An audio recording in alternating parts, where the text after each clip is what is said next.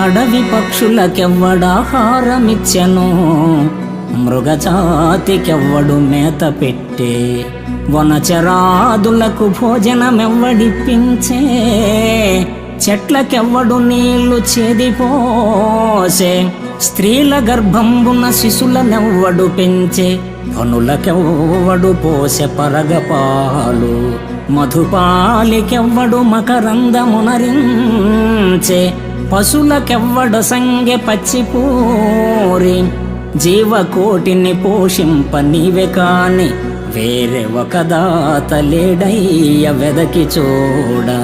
భూషణ వికాస శ్రీధర్మపుర నివాస, దుష్ట సంహార నరసింహ దురిత దూర.